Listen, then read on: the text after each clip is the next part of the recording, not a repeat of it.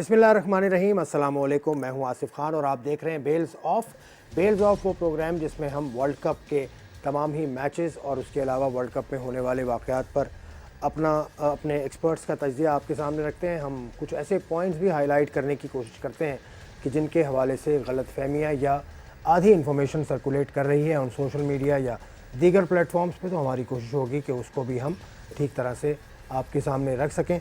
आज मुकाबले होंगे, आज भी मुकाबला बड़ा अहम है। वेस्ट इंडीज़ की टीम खेलेगी ऑस्ट्रेलिया के ख़िलाफ़। किस तरह से तैयारी कर रही हैं दोनों टीम्स, क्या कहना है कप्तानों का और कौन कौन ख़तरा हो सकता है, इस पर हम बात करेंगे। कल जो मुकाबला हुआ साउथ अफ्रीका और इंडिया का, उसके अलावा बांग्लादेश ने न्यूजीलैंड के ख़िलाफ़ एक सख्त मुकाबले के बाद बहरहाल उनको शिकस्त हुई, लेकिन अच्छा मुकाबला देखने को मिला, उस पर भी हम बात करेंगे। उसके अलावा बहुत सारे इश्यूज़ ऐसे हैं, आपने मुतादिद मौक़ों पर देखा होगा इस वर्ल्ड कप में कि गेंद हिट होती है विकेट्स को, लेकिन बेल्स नहीं गिरती। ये एक नया, जब जैसे जैसे जिद्दत आती जा रही है, कलर आता जा रहा है, जिंग बेल्स आती जा रही हैं, फ्लैशिंग स्टम्प्स आते जा रहे हैं, लेकिन ये मसाइल जो कि तू हैं। गुज़िश्ता दिनों लीग्स में भी हमने देखा कि ऐसे वाक़यात सामने आए थे, इसको किस तरह से एड्रेस करना है। और एक मुद्दा जिस पर हम बात करेंगे, पाकिस्तान और इंग्लैंड का जो मैच हुआ था, वहाँ पाकिस्तान पर स्लो ओवर रेट की पादाश में जुर्माना हुआ, लेकिन इंग्लिश टीम उससे बचकर निकली। कैसे निकली वो भी इस प्रोग्राम में आपसे हम शेयर करेंगे, और भी बहुत सारी चीज़ें हम करेंगे। मेरे एक्सपर्ट रेगुलर मोहम्मद मसरूर यहाँ मौजूद हैं, पाकिस्तान अंडर 19 के कोच। उसके अलावा एज क्रिकेट पाकिस्तान की इन्होंने अभी तक चला रहे हैं, बल्कि अभी तक संभाल रहे हैं, और नए से नया टैलेंट पाकिस्तान की टीम को देते जा रहे हैं। फ़र्स्ट क्लास क्रिकेट का भी एक्सपीरियंस है और मुख्तलिफ लीग्स में भी ये कोचिंग पैनल का हिस्सा रहे हैं।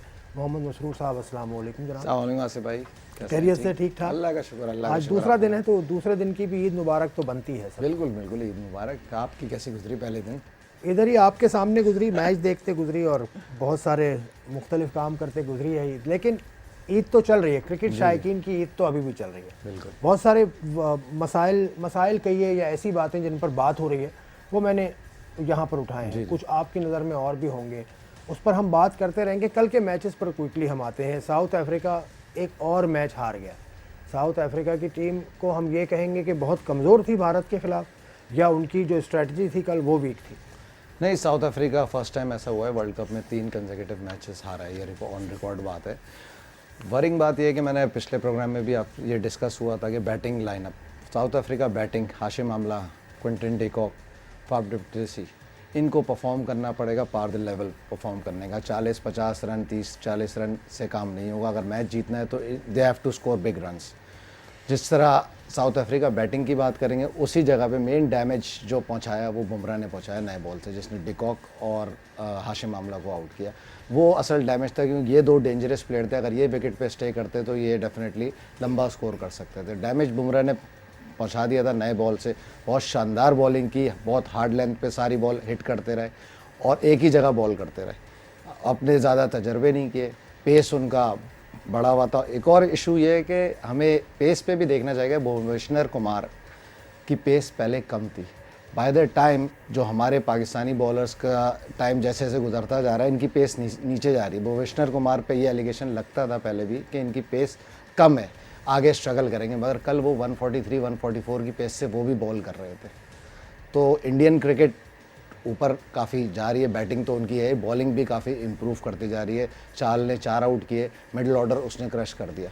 वरिंग बात साउथ अफ्रीका के लिए ये है, जो बैटिंग बॉलिंग तो पार्ट है, ठीक है। जो साउथ अफ्रीका की जो मशहूर थी साउथ अफ्रीका टीम, वो थी फील्डिंग। कल साउथ अफ्रीका की फील्डिंग भी मुझे बहुत नीचे जाती जा रही है। अच्छा आपने पॉइंट उठाया कि फील्डिंग, वैसे तो बॉलिंग को आपने तफसील से बता दिया, ऊपर से आउट हुए हैं, फिर चहल दरमियान में उसकी बड़ी अच्छी बॉलिंग रही, लेकिन कहीं ना कहीं बिट्स एंड पीसेस में अच्छी परफॉर्मेंस नज़र आई है साउथ अफ्रीका की। फाफ डु प्लेसिस ने रन्स किए, उसके अलावा मिलर ने रन्स किए, 42 रन्स मॉरिस ने किए, 31 रन्स नॉट आउट रबाडा ने नीचे से कर दिए। तो यहाँ तो इंडिया की बॉलिंग कमज़ोर हुई ना, कि टेल एंडर्स से या लेटर ऑर्डर बैट्समैन को वो काबू नहीं कर सके, और रन उन्होंने ज़्यादा दे दिए। 227 से कम पे उनको काबू करना चाहिए। बिल्कुल कम पे काबू करना, मगर ये जो रन साउथ अफ्रीका बैटिंग के लिए आप कह रहे हैं, वो रन उन्होंने किए, मगर वो मैच नहीं जिताने वाले रन थे। वो टाइम उन्होंने निकाला, क्योंकि इंडिया डेफिनेटली टारगेट उनका था 270 तक आउट करेंगे, 250 के अंदर आउट करेंगे। वो उसके बिलो ही ले गए थे, तो वो थोड़े रिलैक्स थे। बट स्टिल नीचे से रन हुए मगर वो मैच विनिंग रन्स नहीं थे।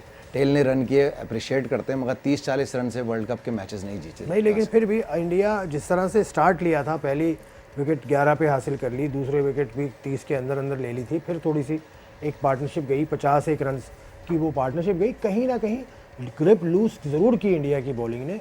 बिल्कुल जब आप अपोजिशन को पकड़ लें तो फिर उसको आपने मैच से उठने नहीं देना। 150 के अंदर अंदर ऐसा लग रहा था, 150 200 के लगभग या 180 के लगभग इंडिया पकड़ सकती थी, पूरे 50 ओवर फिर भी खेल गई साउथ अफ्रीका की टीम। बिल्कुल सही बात कह रहे हैं, ग्रिप तो लूज़ हुई, मे बी रिलैक्स हो गए होंगे, बट स्टिल बैटिंग की बात करते हैं अगर इंडिया की, तो आपको मैं ये बात नहीं, पहले यहाँ पे आ जाएं, फिर इसमें मेरा अगला सवाल ये होगा कि यहाँ कप्तानी पे भी सवाल हो सकता है ना फिर विराट कोहली। जी जी, कि आप उसने पूरी तरह से प्रेशर डालने में कामयाब हुए, क्यों ना हुए, क्या सूरत देखिए रिलैक्स का आंसर है। अगर आप क्विंटन डिकॉक का आउट देखेंगे, पहले 2 स्लिपें प्लेस की हुई थी, उस बॉल से पहले विराट कोहली ने तीसरी स्लिप ली। आपने बहुत कम देखा होगा वर्ल्ड कप के मैचेस में कोई मतलब 3 स्लिपों के साथ जा रहा है। तो शुरू में तो बिल्कुल अटैकिंग थी, उसका रिजल्ट हुआ कि क्विंटन डिकॉक 3rd स्लिप में ही आउट हुए। तो दैट मीन्स वो अपनी ट्रैक पे तो है, फर्स्ट मैच था उनका भी, उनको भी चीज़ें आहिस्ता आहिस्ता मे भी रिलैक्स हो गए होंगे, मिडिल ऑर्डर में रिलैक्स हो गए होंगे, मिडिल बॉलिंग में रिलैक्स हो गए थे, जिनका खमियाजा भुगतना पड़ा। और रबाडा की बात करते हैं, रबाडा स्कोर कर चुका है, डोमेस्टिक में भी उसके सेंचुरीज हैं, he can bat. May be Indian bowling थोड़ी रिलैक्स हो गई होगी, चलो कर्टेल डाउन कर दिया 227-200 रन पे, ठीक है, हमारी बैटिंग इतनी कि हम इसको कर सकते हैं। हाँ ठीक है, रबाडा कह रहे हैं आप, लेकिन वो लास्ट नंबर पे बैटिंग करने आए थे, 10वें नंबर पे। अब जब शुरू होती है इंडिया की बैटिंग, तो उसमें तो अब इनके बारे में तो बात क्या करें। रोहित शर्मा जिस तरह से खेलते हैं, और थोड़ा सा स्लोइश उन्होंने स्टार्ट लिया था, शायद वो स्कोर इतना ज़्यादा नहीं था उसकी वजह से कर पाए, लेकिन जो फ्लुएंसी नज़र आती है, ख़ास तौर से जो पुल है इनके जी, वो बहुत ही आउटस्टैंडिंग है। ऐसा लगता है कि कितना पहले गेंद को देख लेते हैं। क्या एट्रीब्यूट्स होते हैं एक टॉप बैट्समैन के, वो आप कौन से शॉट से जज कर सकते हैं? मुझे ऐसा लगता है कि पीछे गिरे हुए गेंद को जिस तरह से खेलते हैं, वो एक ख़ास किस्म का हॉलमार्क है रोहित शर्मा का, कि ये द टॉप प्लेयर। देखिए लेट खेलते हैं, लाइन पिच बॉल की लेंथ को जज कर लेते हैं अर्ली, इस वजह से लेट खेलते हैं। चाहे बाउंसर हो, चाहे फ्रंट फुट की ड्राइव्स हो, बॉल लेट खेलते हैं रोहित शर्मा, अपना शेप बरकरार रखते हैं, इस वजह से वो डिफरेंट लगते हैं। जब भी वो इनिंग खेलेंगे आपको दूसरे बैट्समैनों से फ़र्क नज़र आएगा, एलिगेंसी, स्टाइलिश प्लेयर। और फॉर्म में नहीं थे, इंडिया के लिए बहुत अच्छी बात है कि रोहित शर्मा फॉर्म में आए, और जब वो फॉर्म मतलब 30-40 रन एज अ ओपनर कर देते हैं तो मैक्सिमाइज़ करते हैं सेंचुरी, इसी वजह से उनकी वनडे में 3 डबल सेंचुरियाँ। अच्छा, इतना कोई अच्छा स्कोर शीट नहीं है इंडिया का, गो के उनको स्कोर कम करना था, लेकिन 122 रन आप अगर शर्मा के ले लें, 34 रन धोनी ने किए हैं, 26 रन किए हैं आपके विराट कोहली ने, 26 रन किए हैं केएल राहुल ने। इसके अलावा कोई इतना अच्छा स्कोर नज़र नहीं आ रहा। शिखर धवन फिर कोई अच्छा स्कोर नहीं कर सके, तो ये किसी तरह से वरिंग साइन तो है। अब इंडिया को दूसरी टीम से खेलना है, ये टीम वैसी दबी हुई थी साउथ अफ्रीका की, स्कोर कम था। देखें विकेट का काफ़ी, पिच का काफ़ी अमल दखल है। ये पिच 250 की थी, जिस हिसाब से फास्ट बॉलर्स ने बॉलिंग की, स्पिनर्स का भी बॉल स्पिन हो रहा था, ये विकेट थी 250 की, उसके हिसाब से उन्होंने टाइम लेकर खेला। उन्होंने टारगेट देखा, उसके हिसाब से प्लान किया। रोहित शर्मा ने टाइम लिया, सही है, केएल राहुल भी बहुत अच्छा खेले, टाइम लिया, उस टाइम पे उन्होंने विकेट लूज़ नहीं की। जब साउथ अफ्रीका को विकेट की ज़रूरत थी उन्होंने विकेट नहीं दी, नया बॉल सी ऑफ किया, पुराना हुआ। शेखर धवन और ओपनिंग पार्टनरशिप का जिक्र पहले भी हो चुका है कि पार्टनरशिप नहीं लग रही, ओपनिंग पार्टनरशिप जो मशहूर थी इंडिया की, शेखर धवन और रोहित शर्मा की। चले रोहित शर्मा फॉर्म में आ गए, 100 किया उन्होंने, अब देखते हैं शेखर धवन अगले मैचों में किस तरह करते हैं, क्योंकि ये थोड़ा सा लैप्स आ रहा है पिछले 7-8 मैचों में कि ओपनिंग पार्टनरशिप इंडिया की नहीं लग रही। अच्छा, विराट कोहली भी कुछ इतना ज़्यादा टच में नज़र नहीं आ रहे थे, वजह उनका मतलब पहला मैच खेल रहे हैं या कोई और वजह है? पिच के अंदर कुछ ऐसी बात थी या बहुत अच्छा? खैर कैच तो बड़ा आउटस्टैंडिंग था, कैच डिकॉक ने बिल्कुल पिच में थी, तो देखें वेरिएशन। और रबाडा ने बहुत अच्छा स्पेल किया, ये बात गिडी और फास्ट बॉलरों ने उन्होंने बहुत अच्छी बॉल की, खासतौर पे नए बॉल से प्रेशर मेंटेन रखा, इतने इजी रन नहीं दिए, बाउंस भी था, बॉल सीम भी हो रहा था, difficult wicket to bat. Indian batting को प्रॉब्लम हुई, मगर वो बैटिंग ही इतनी बड़ी थी, उनकी स्ट्रेंथ धोनी, उसके बाद भी नीचे भी उनकी बैटिंग स्ट्रेंथ मौजूद थी, तो उन्होंने पैनिक नहीं किया, जल्दी नहीं की, डॉट बॉलें खेली, बॉल को सी ऑफ किया और अपना टारगेट अचीव किया। अच्छा, खैर हम दूसरे मैच की तरफ भी जाएंगे, बांग्लादेश न्यूजीलैंड। लेकिन आपने जिक्र छेड़ा पिच का, तो वो टॉपिक भी हम डिस्कस कर लें कि पिच के हवाले से वर्ल्ड कप के शुरू होने से पहले ये था तो कहा जा रहा था कि ये हाई स्कोरिंग वर्ल्ड कप होगा। अब किसी पिच को आप कहते हैं कि बहुत ज़्यादा स्कोर होगा। पाकिस्तान वाले मैच में दोनों ही टीम्स ने स्कोर किया, 680 के करीब रन्स बनाए, इंग्लैंड पाकिस्तान दोनों ने। तो अब ये जो डिलेमा आ रहा है कि पिच को रीड करना, पिच तो पार स्कोर पिच के ऊपर क्या होगा, इसकी क्या वजह है कि कहीं पर लो स्कोरिंग गेम्स भी जीते जा रहे हैं, कहीं पर हाई स्कोरिंग गेम भी क्लोज आ रहे हैं, इसकी क्या वजह है? देखिए, पिच एक जो कोचिंग पैनल होता है, जो भी आपके कोच या कैप्टन डिसाइड करते हैं, एक मैच शुरू होने से पहले डिसाइड होता है कि यार ये पिच है, हम इसमें बैटिंग करेंगे और ये स्कोर होगा। जब तक बॉल होती नहीं उस पिच पे, इतना 80% कोई जज कर लेता है कि ये ट्रैक इस तरीके से खेलेगा। पिच बॉल होने के बाद, फर्स्ट बॉल होने के बाद फिर अपना टारगेट उसके हिसाब से अर्ली ऑन 10 ओवर के बाद कोचेस सेट कर लेते हैं कैप्टन की। ये विकेट लेट सपोज हम गए थे, प्लान के गए थे 300 के लिए, हमने पहला नया बॉल देखा कि हमने बोला बॉल यहाँ तो सीम भी हो रहा है, तो हमने अपना टारगेट श्रिंक कर दिया। हमने बोला 250 भी करेंगे, हम इसको डिफेंड कर सकते हैं। तो टीम्स को अपने टारगेट को अपना श्रिंक करना पड़ेगा या बढ़ाना पड़ेगा। एक पॉजिटिव कि ये 250 350 की विकेट है, उस पर 350 ही करेंगे तो उसका रिजल्ट होगा 105 150 रनों पे आउट हो जाएगा। चले, अब इनकी बात से मुझे ये लग रहा है मसरूर साहब की कि जिस तरह कोचिंग पैनल में मुख्तलिफ कोचेज़ होते हैं, एक शायद क्यूरेटर या जो पिच रीड करने का माहिर होता है वो भी शायद रखना पड़े, क्योंकि ये हो रहा है कि टीम्स जज करने में इतना ज़्यादा कामयाब नहीं हो रही कि पहले बैटिंग कर। जैसे इंग्लैंड के मैच की मैं बात करूं, मैं अभी भी ये कहूंगा, और एक्सपर्ट मसरूर ने भी ये कहा था कि इंग्लिश कैप्टन ने टॉस जीता था, पाकिस्तान को बैटिंग कराई थी, that was not a right decision, क्योंकि उस पर पहले बैटिंग करना बनता था। खैर, अब वो it's done and dusted, Pakistan one that game. उसमें गेम के अंदर जीतने के बावजूद पाकिस्तान के कप्तान के ऊपर स्लो ओवर रेट का जुर्माना हुआ, इंग्लिश कैप्टन बच के निकले। इस पर भी हम बात करेंगे प्रोग्राम के अगले हिस्सों में आफ्टर दिस ब्रेक।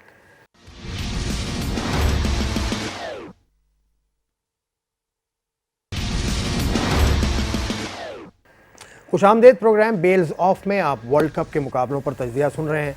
बहुत सारी चीज़ें होती जा रही हैं वर्ल्ड कप के मुकाबलों में। हमने बात भी की थी इससे पहले जो कल मैच हुआ उस पर, और जाते जाते मैं आपसे कह रहा था कि इंग्लैंड पाकिस्तान के मैच में एक वाक़या ये हुआ कि पाकिस्तान के कप्तान और टीम पर स्लो ओवर रेट का जुर्माना हुआ, लेकिन जो इंग्लिश टीम है उस पर नहीं हुआ। तो इस पर आईसीसी का मौक़िफ़ सुन लीजिए। मैंने आईसीसी रब्ता किया था ताकि इन चीज़ों का ख़ात्मा हो। जो स्पेकुलेशंस हैं, सारा टाइम कैलकुलेट किया जाता है और उसमें जो टाइम लैप्स होता है कि गेंद अगर क्राउड में गई, किसी वजह से कोई छोटी मोटी इंजरी हुई और कोई वजह जिसकी वजह से खेल तातुल का शिकार हो, वो तमाम मिनट्स कैलकुलेट करके और जो अलॉटेड टाइम है उसके साथ उनको का मुवाजना किया जाता है और उसके बाद ये फैसला होता है कि टाइम ज़ाया हुआ या नहीं हुआ। तो आईसीसी का मौक़िफ़ बड़ा वाज़ेह है। उन्होंने ये कहा कि जो मैच के ऑफिशियल्स हैं उनकी तरफ से ताख़ीर का कोई भी शिकायत इंग्लिश टीम के हवाले से नहीं की गई। That is why they were not penalised, done and dusted.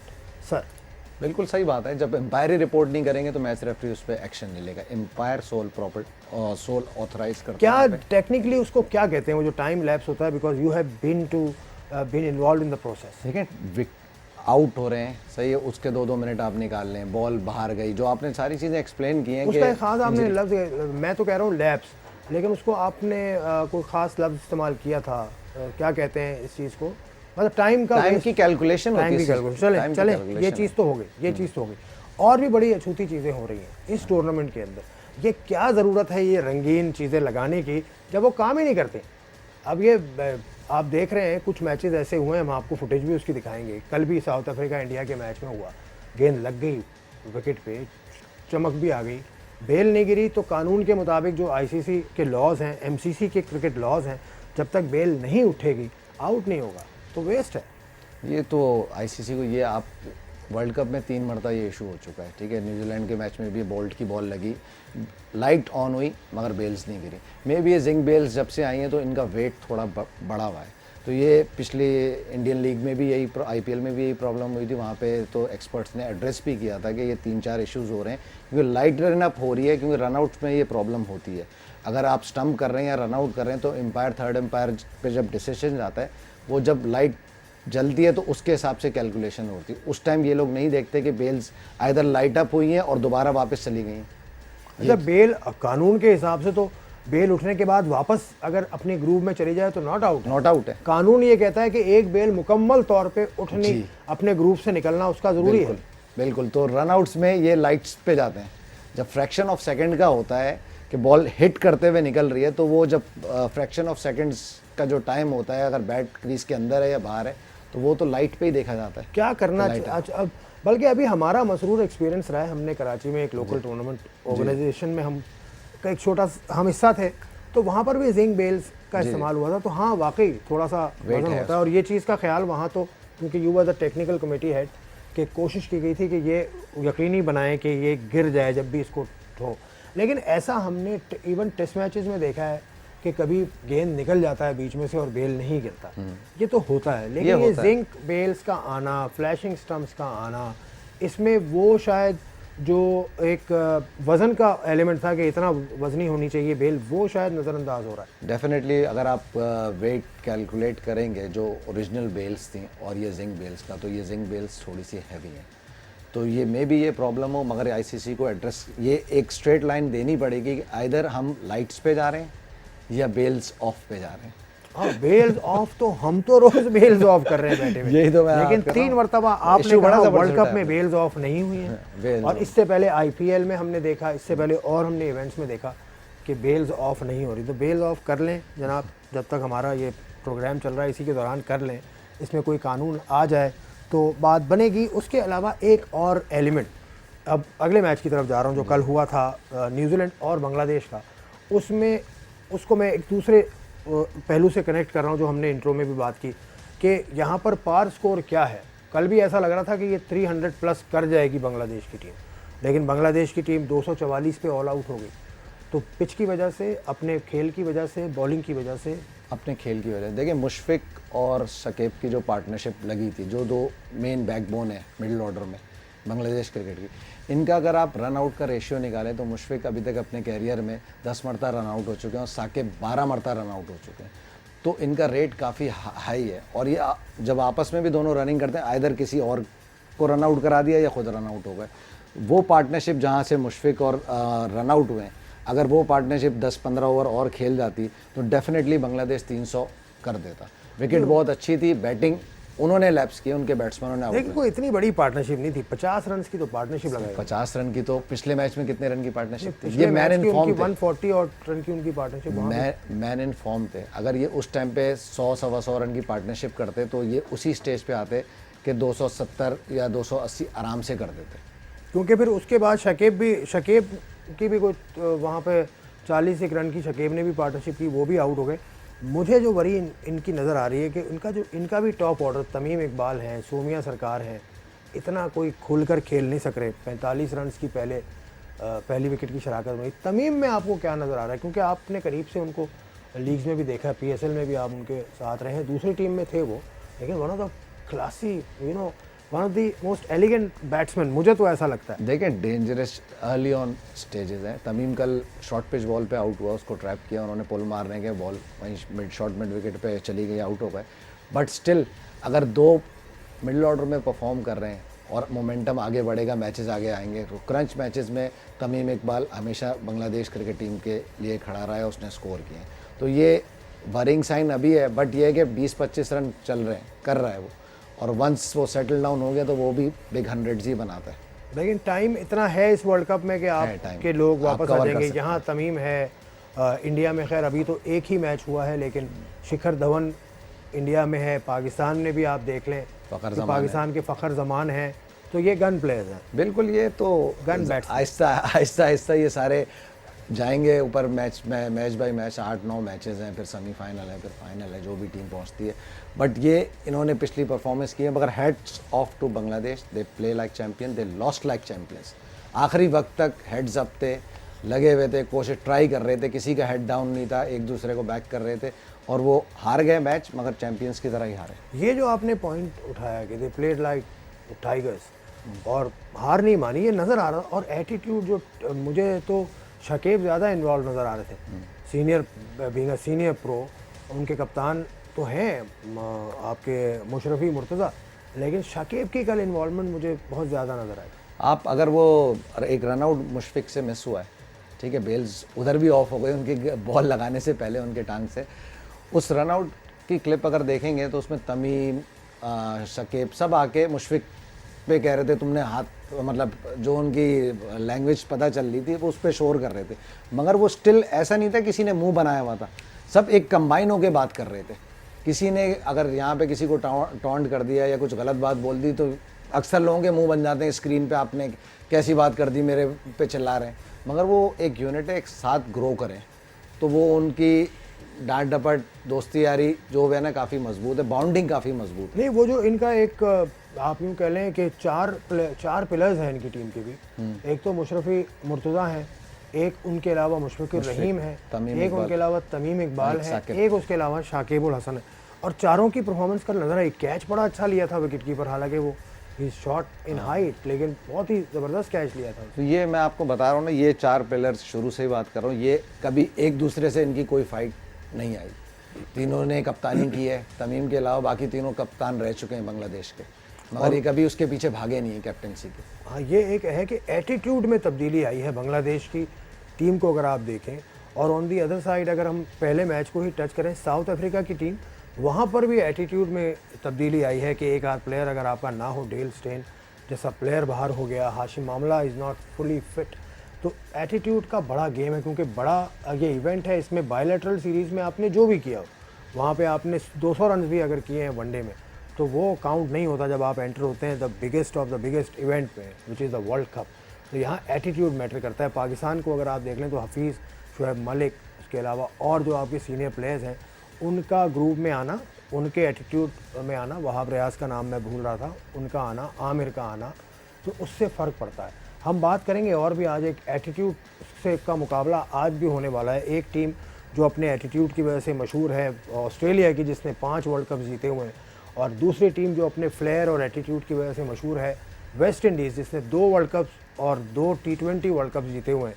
उनका आज मुकाबला है। किस तरह से दोनों टीम्स उतरेंगी, स्ट्रैटेजी क्या होगी आफ्टर दिस ब्रेक।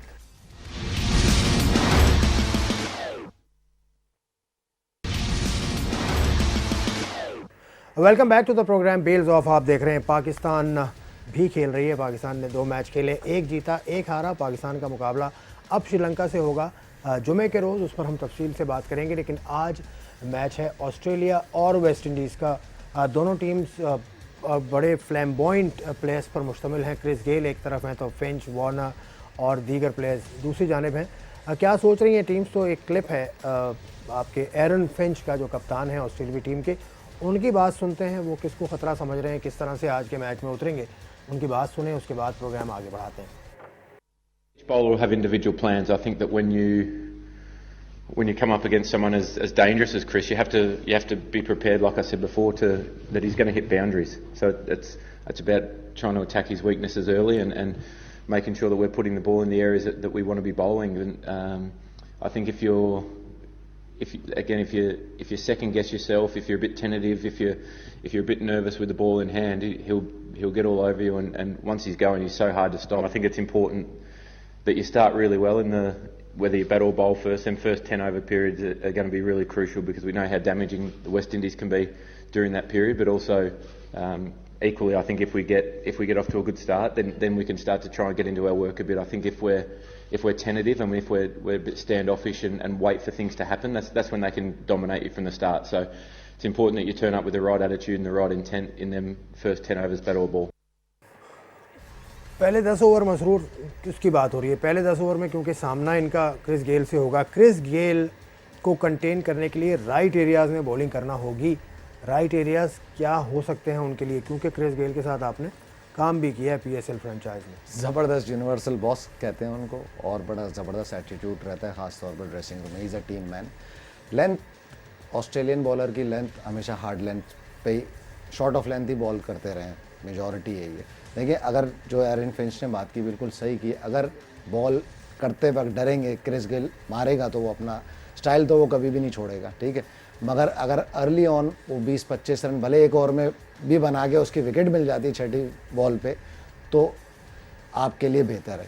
तो फेयर नहीं रखना। क्रिस गेल का अपना स्टाइल वो कभी भी नहीं छोड़ेगा, उसने अरसे से खेलता रहा, इसीलिए वर्ल्ड क्रिकेट में सबसे ज़्यादा छक्के, वर्ल्ड कप में सबसे ज़्यादा छक्के का रिकॉर्ड उसी के पास है। वो अपना गेम तो नहीं छोड़ेगा। आपको एरिया उसका यही बनता है कि वो फिलहाल फुल बॉल करें उसको, मतलब लेंथ बॉल करें और ऑफ स्टम्प के बाहर ही करें, ठीक है। बॉडी पे करेंगे तो ही कैन पुल, और वो अभी आजकल थोड़ा फिटनेस के भी मसाइल हैं उसके, रन आउट वगैरह सिंगल्स वो लेगा नहीं, वो ज़्यादा स्ट्राइक पे जाएगा, क्योंकि अपोनेंट जो साथ तो उसका पार्टनर खेलता है उसको यही ट्रबल रहती है कि वो क्रिस गेल तो छक्के मार लेता है, सामने वाला प्रॉब्लम में आ जाता है क्योंकि वो सिंगल्स लेता नहीं। अच्छा, जो चीज़ नज़र आई है क्रिस की मूवमेंट में, ख़ास तौर से पिच पे, फ्रंट फुट पे इतना ज़्यादा वेट उनका जाता नहीं है, बैक फुट पे ज़्यादा रहते हैं। क्या इंडिकेट करता है, क्या उनमें लैकिंग है फिटनेस के एतबार से?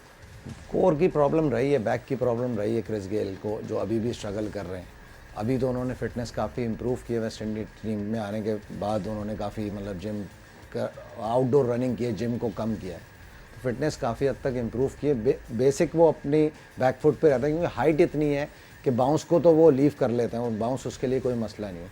और उसका जो एरिया है मिड ऑन मिड ऑफ, जो उगती हुई बॉल को जो मारते हैं because of his height, he never had a problem. और वेस्ट इंडियन बैट्समैन की और ऑस्ट्रेलियन बैट्समैन दोनों का ये पॉजिटिव पॉइंट्स है, they both are good at cut and pulls, उनको बाउंसरों से कोई फ़र्क नहीं पड़ता। मैं अब वेस्ट इंडीज़ की बैटिंग की हम बात कर रहे हैं तो ऑस्ट्रेलिया की बॉलिंग की बात कर लेते हैं, फिर हम वेस्ट इंडीज़ की बॉलिंग की तरफ भी चले जाएंगे।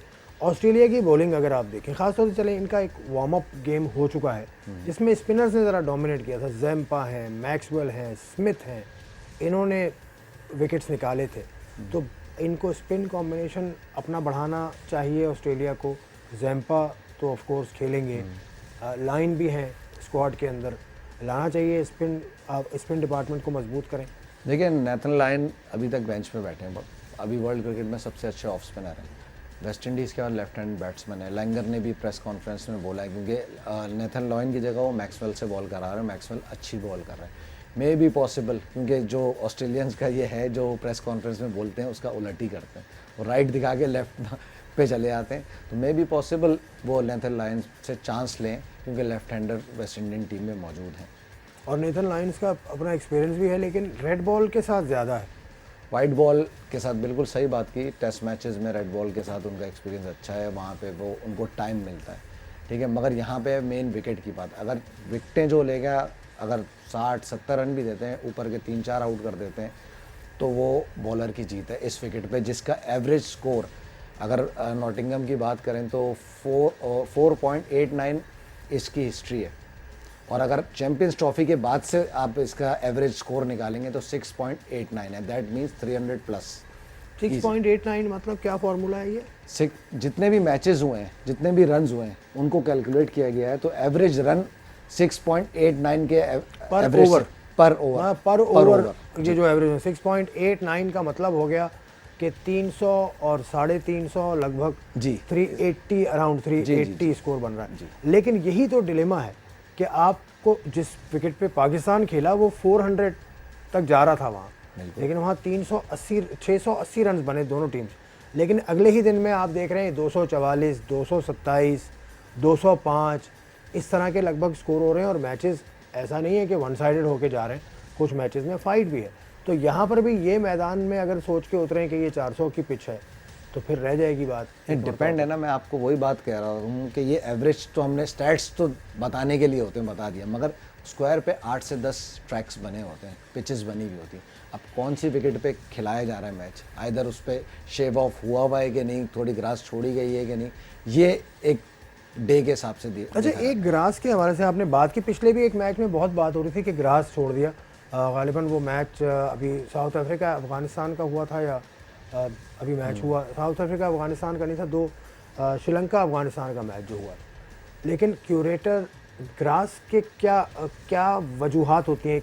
कभी ऐसा होता है कि पिच को इंटैक्ट रखना है उसके लिए होती है, कभी वो स्किट में मदद देती है, कभी वो सीम अप होती है, कितने किस्म की होती है ग्रास? एक तो उसको किस्म में इसलिए कह रहा हूँ, कुछ तो ग्रीन ग्रास है, कुछ कहीं अगर बहुत ज़्यादा धूप पड़ी है और रोल हो गई ग्रास तो वो सूखी वाली है, तो उसका बिहेवियर कुछ और होगा। हाँ, वो इतना डैमेज नहीं करती, सूखी ग्रास इतना डैमेज नहीं करती। ग्रीन ग्रास, ये जो पिचेस स्क्वायर में मैंने आपको बताया ना 8 से 10 पिचेस हैं। अब क्यूरेटर जो होता है वर्ल्ड कप के जो भी, वो एक असाइन कर देते हैं दो विकटें, मेनली सेंटर पे होते हैं बड़े मैचेस, ठीक है। जैसे जैसे साइड्स पे जाती रहती हैं वो डोमेस्टिक मैचेस में वो पिचेस यूज़ होती हैं, तो उन्होंने मे बी पॉसिबल 2 असाइन की हुई हों कि यही वर्ल्ड कप मतलब के क्विकली ये मैचेस बता दें कि वेस्ट इंडीज़ की स्ट्रेटजी इनके खिलाफ भी शॉर्ट पिचेस ही होगा, क्योंकि जेसन होल्डर ने बड़ी खूबसूरत बात की। उसने कहा कि एक ओवर में 2 शॉर्ट बॉल्स आप कर सकते हैं, तो क्यों ना उसको यूटिलाइज़ करें। यानी 300 जो बॉल्स हो रही हैं उसमें से आपके पास इसमें जो 50 ओवर्स हो रहे हैं उसमें 100 गेंदें ऐसी हैं जो आप शॉर्ट पिच कर सकते हैं। सर ये शॉर्ट पिचेस का रूल किसकी वजह से आया? पहले तो ये आप